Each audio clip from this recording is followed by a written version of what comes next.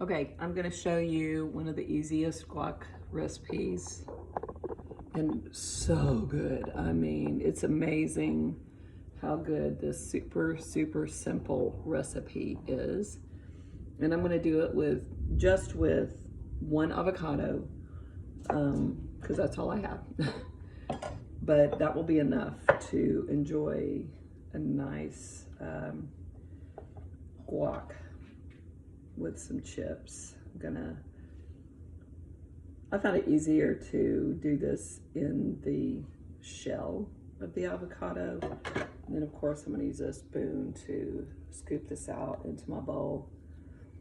And my brother took me in Baltimore to a restaurant that was just a little hole in the wall where it was an authentic Mexican kitchen, and I watched the lady make this right there, and it is absolutely amazing how simple this is.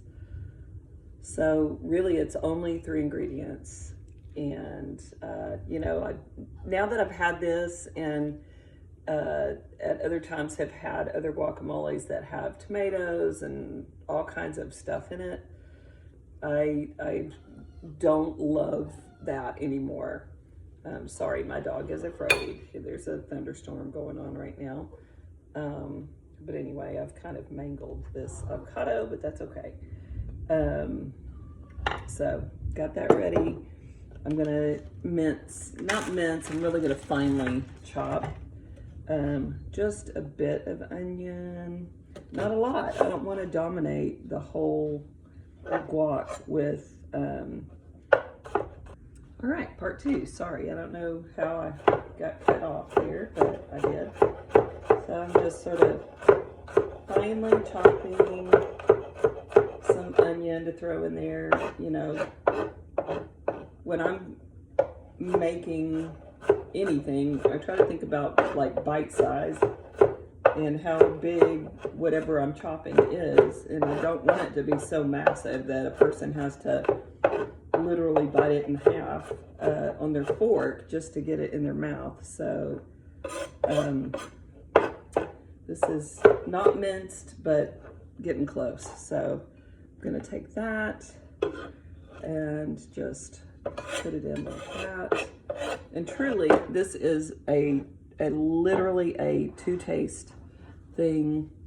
I'm gonna take some cilantro, and I don't want my whole guacamole dominated by the taste of cilantro, but I want enough of it there that it is there. Like, you can definitely taste it. Now I know some people absolutely hate cilantro. They think it tastes like soap, and I think I've read that that's a genetic thing, actually, that some people have it, some people don't, and I don't. And I love me some cilantro. So I'm gonna put that in there like that. Then we're gonna get some salt.